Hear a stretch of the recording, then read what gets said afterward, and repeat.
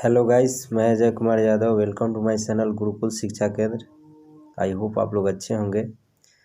Guys, आज मैं एक इम्पोर्टेंट न्यूज़ के लिए लाइव आया हूँ और वो न्यूज़ यह है कि जो विद्यार्थी क्लास 10th में है या अदर किसी भी कम्पिटिटिव एग्ज़ाम का तैयारी करते हैं उनसे है।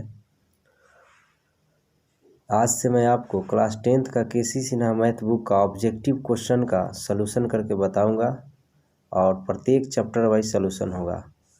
तो इसी तरह आप चैनल को देखते रहिए। मिलते हैं अगले वीडियो में। धन्यवाद।